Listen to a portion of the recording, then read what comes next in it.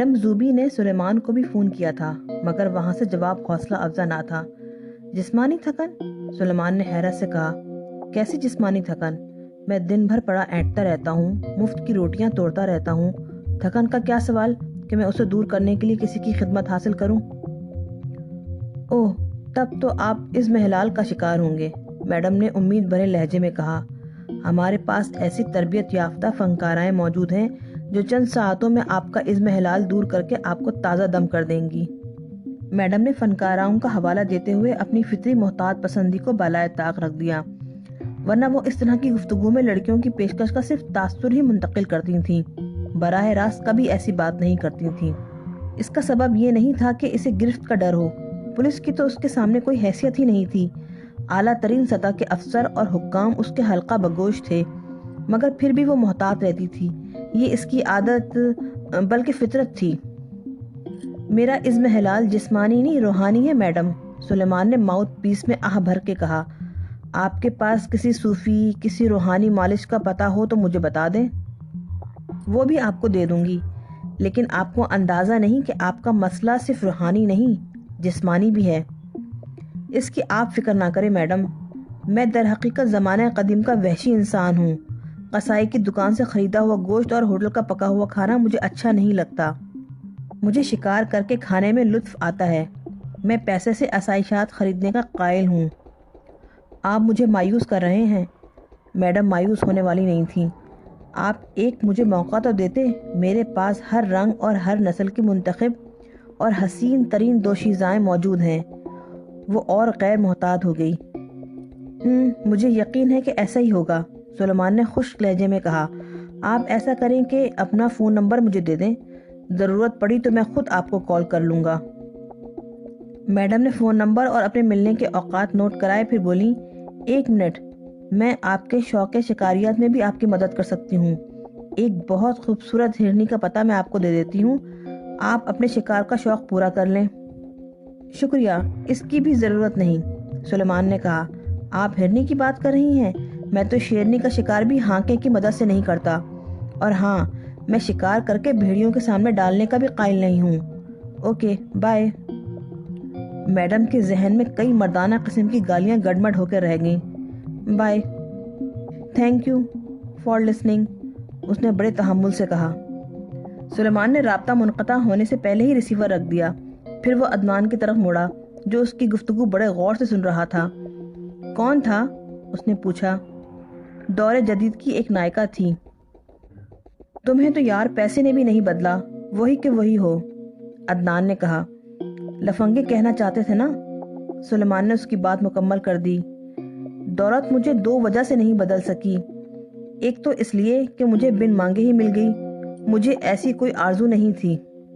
دوسرے، دولت آدمی کو بگاڑتی ہے نا، سو میں پہلے سے ہی بگڑا ہوا ہوں۔ تمہارا فلسفہ میری سمجھ میں فوری طور پہ نہیں آتا، کافی دیر بعد بات سمجھ میں آتی ہے، عدنان نے کہا۔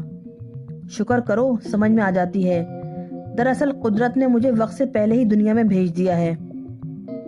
خیر چھوڑو ان باتوں کو، ہم یہ سوچ رہے تھے کہ کیا کاروبار کیا جائے۔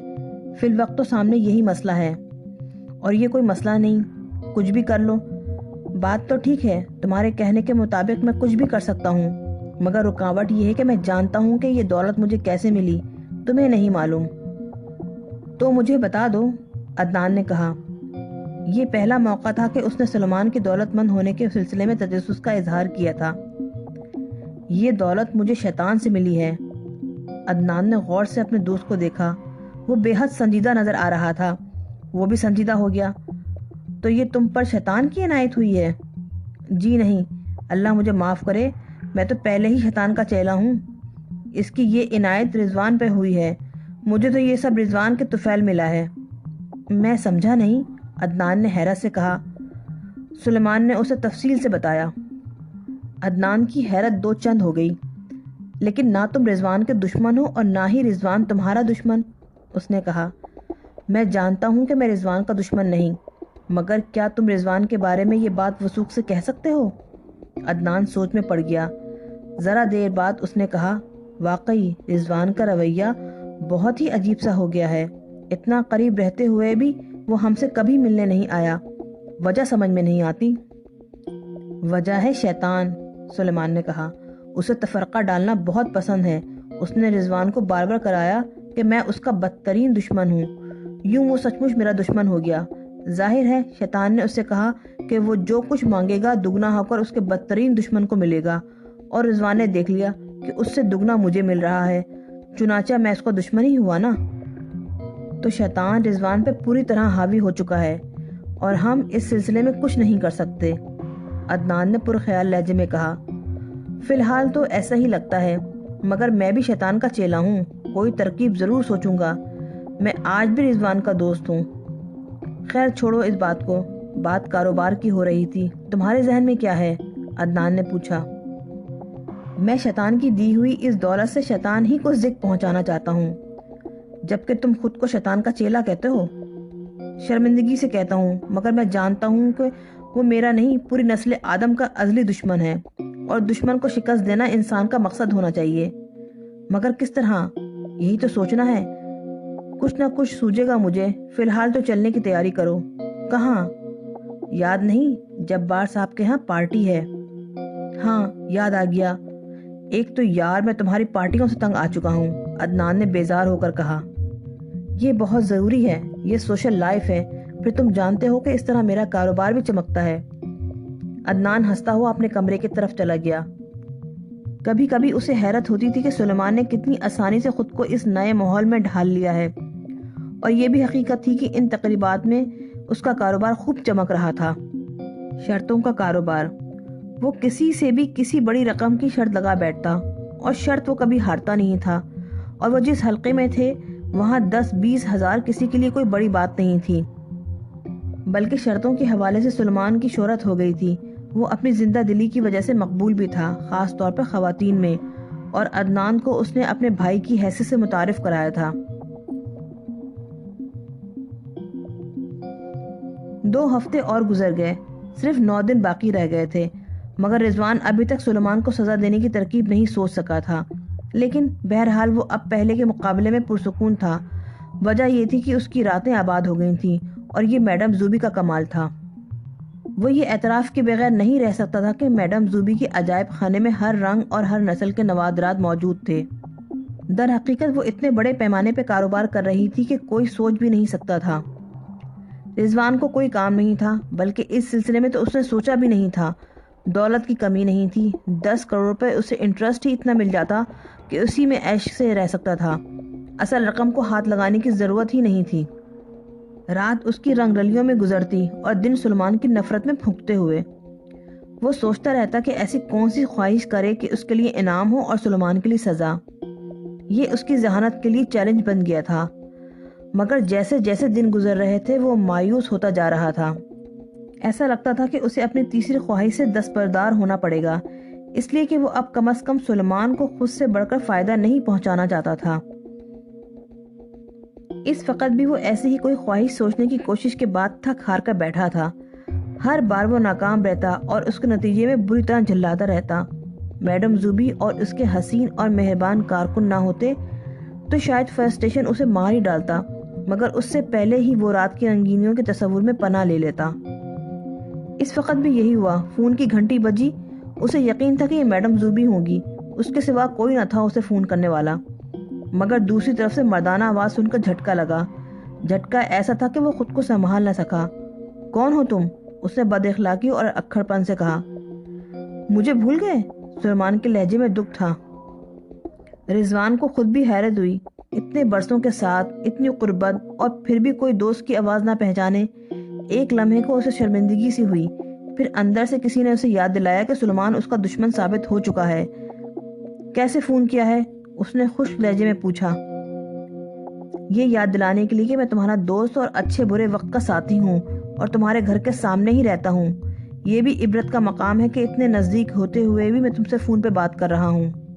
دیکھو سلیمان، اب ہمیں یہ تکلف ترک کر دینا چاہیے۔ تم میرے دوست نہیں دشمن ہو، رضوان نے سرد لہجے میں کہا۔ میں تو اب بھی تمہارا دوست ہوں، سلیمان کے لہجے میں افسردگی تھی، لیکن ہمارے ازلی دشمن شیطان نے تمہیں باور کروا دیا ہے کہ میں تمہارا بدترین دشمن ہوں، اور یوں تم میرے دشمن بن گئے۔ سنبھل جاؤ میرے دوست، یاد رکھو شیطان کا سب سے پسندیدہ کام دوستوں کے درمیان تفرقہ ڈالنا ہے۔ ایک تو ہم میں یہ سب سے بڑی خرابی ہے کہ ہم اپنی خرابیوں پر پردہ ڈالنے کے لیے ہر بوجھ شیطان پر رکھ دیتے ہیں۔ خیر، یہ بتاؤ فون کیوں کیا ہے؟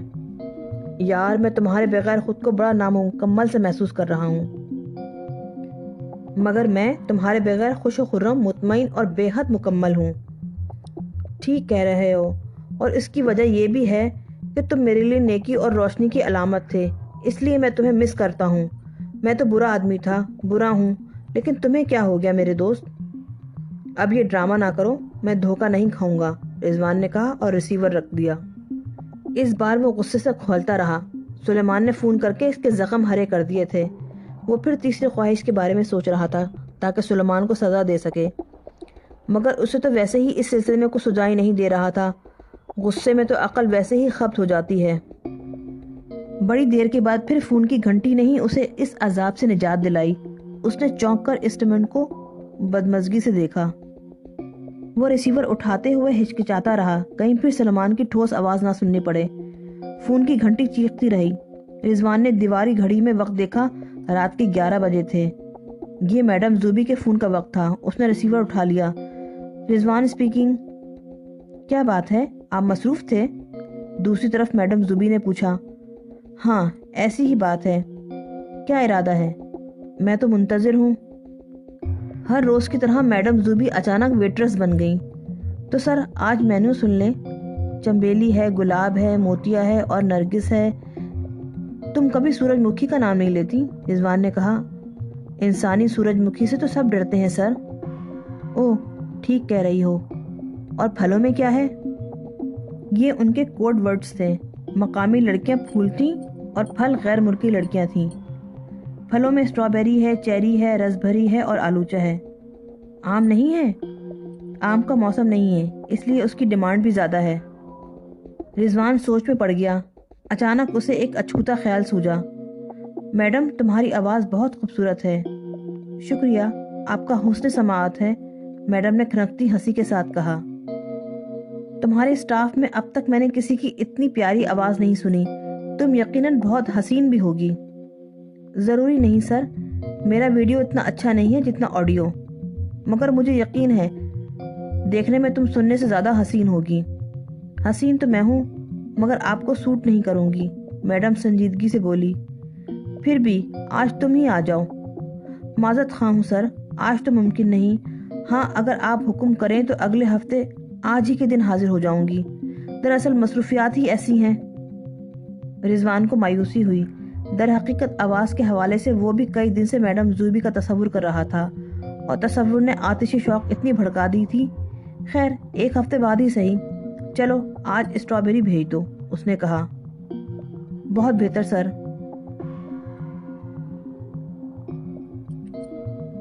سلیمان اداس بھی تھا اور خوفزدہ بھی، اور دونوں کا تعلق رضوان سے تھا۔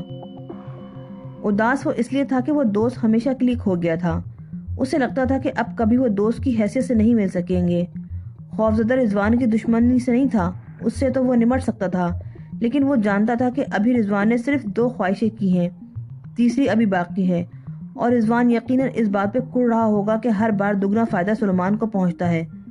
اب تیسری خواہش کے ذریعے وہ اسے سزا دینے کے چکر میں ہوگا، اور یہ بڑی خطرناک بات تھی۔ وہ ایک آنکھ گنوا کر اسے دونوں آنکھوں سے محروم کر سکتا تھا۔ یہی نہیں، اور بھی بہت کچھ ہو سکتا تھا۔ اس بہت کچھ کا تصور بھی مضبوط سے مضبوط اعصاب والے کو خوفزدہ کرنے کے لیے بہت کافی تھا۔ یہ تسلی ضرور موجود تھی کہ اسے اذیت دینے کے لیے رضوان کو خود بھی اذیت اٹھانی ہوگی، مگر رضوان جانتا تھا کہ دشمنی کیسا طاقتور جذبہ ہے۔ اگر یہ احساس ہو کہ ہم جو تکلیف اٹھائیں گے دشمن کو اس سے دگنی تکلیف اٹھانی ہوگی، تو آدمی مرنے کے سوا کچھ بھی کر سکتا ہے۔ پھر سلیمان نے اس خوف کو ذہن سے جھٹک دیا۔ جو ہونا تھا وہ اسے روک نہیں سکتا تھا۔ اس نے سوچا، جب سر پہ پڑے گی تو دیکھا جائے گا۔ یوں سوچ سوچ کر خود کو ہلکان کرنے سے کیا فائدہ؟ اتنے فائدے پہنچے ہیں تو نقصان کے لیے بھی تیار رہنا چاہیے۔ اس نے پھر کاروبار کے بارے میں سوچنا شروع کر دیا۔ ایسا کاروبار جو شیطان کے لیے اذیت کا باعث ہو، اور شیطان کو اذیت صرف نیکی ہی پہنچا سکتی ہے۔ کوئی ایسا کاروبار جو دراصل نیکی ہو۔ وہ سوچتا رہا، کئی دن گزر گئے، پھر اس کے ذہن میں اچانک ایک خیال آیا۔ بہت ہی مہوم سا خیال۔ وہ اس کے خد و خال واضح کرنے میں مصروف ہو گیا۔ بالآخر بات اس کی سمجھ میں آ گئی۔ میں نے کاروبار سوچ لیا، تمہیں اس سلسلے میں میری مدد کرنا ہوگی، اس نے عدنان سے کہا۔ میں تیار ہوں، مفت کی روٹیاں توڑتے توڑتے تنگ آ چکا ہوں، عدنان بولا۔ اس انداز میں بات کر کے تم میرا دل دکھاتے ہو۔ تم کاروبار کے بارے میں بتا رہے تھے، عدنان نے یاد دلایا۔ ہاں، میں شہر میں ایک ایسا فلاحی ادارہ قائم کرنا چاہتا ہوں جس کے تحت 24 گھنٹے کھانے کا سلسلہ چلتا رہے۔ کوئی بھی شخص دن یا رات کے حصے میں کسی بھی وقت وہاں پہنچے تو اسے پیٹ بھر کے کھانا ملے۔ عدنان کا منہ کھلے کا کھلا رہ گیا۔ یہ کیا کاروبار ہوا؟ بھوکے کا پیٹ بھرنا اللہ کو پسند ہے، سلیمان نے کہا۔ اس کا اجر سب سے زیادہ ہے، اس میں دھوکہ بھی نہیں ہوتا۔ جو کھانے کے لیے آئے گا 100% بھوکا ہوگا، خواہ اس کی جیب خالی ہو یا بھری، پیٹ بہرحال خالی ہوگا۔ مگر حرام کی دولت سے نیکی کرو گے تو اجر نہیں ملے گا۔ اجر کا تو میں سوچ بھی نہیں سکتا، گناہوں کی دلدل میں پھنسا ہوا آدمی ہوں۔ میں تو بس شیطان کو اذیت دینا چاہتا ہوں اسی کی دی ہوئی دولت سے۔ عدنان نے اس بار سنجیدگی سے اس کی بات پر غور کیا۔ بات تو ٹھیک ہے، لیکن تم نے غور نہیں کیا، یہ کام بہت بڑا ہے۔ تمہیں اس میں جو دشواریاں نظر آتی ہیں وہ بتاؤ۔ یہ کام ایسا ہے کہ اس کے لیے قارون کا خزانہ بھی ناکافی ہوگا، عدنان نے کہا۔ اب ہم کسی کو کھانا کھانے سے روک تو نہیں سکتے نا؟ مفت کا کھانا ملے گا تو کون چھوڑے گا؟ حساب کتاب لگا کر دیکھ لو۔ ویسے تمہارے ذہن میں کیا ہے؟ میرے پاس 20 کروڑ کی رقم ہے، میں 19 کروڑ دے کر ایک ٹرسٹ بنا دوں گا۔ جب سلسلہ چلے گا تو مجھے یقین ہے کہ مخیر لوگ بھی مدد کریں گے اور کوئی سبیل بھی نکل آئے گی۔ ہم شروع تو کریں۔ مجھ سے کیا کام لینا چاہتے ہو؟ تم ٹرسٹ کے خزانچی ہوگے اور تمام انتظام میرے ساتھ تم سنبھالو گے۔ بہت بھاری ذمہ داری ہے، مگر تمہاری خاطر مجھے قبول ہے۔ بس تو حساب لگاؤ، ایک دن کے اخراجات کی اوسط نکالو، کتنے ملازمین رکھنا ہوں گے، پوری تفصیل مجھے بتاؤ، پھر میں بینک جا کر بات کروں گا۔ اوکے باس۔ سلیمان کے سر سے جیسے بہت بڑا بوجھ ہٹ گیا ہو، وہ ہلکا پھلکا ہو گیا۔ وہ اپنا خوف اور دکھ بھی بھول گیا، مگر اس رات اسے فرزانہ بڑی شدت سے یاد آئی۔ یہ بات نہیں کہ ایسا پہلی بار ہوا ہے، سچ یہ ہے کہ وہ فرزانہ کو کبھی بھول ہی نہیں سکا تھا، مگر وہ خود سے لڑتا رہا تھا۔ اس رات اس سے رہا نہیں گیا۔ اس نے فرزانہ کے گھر کا نمبر ملا لیا۔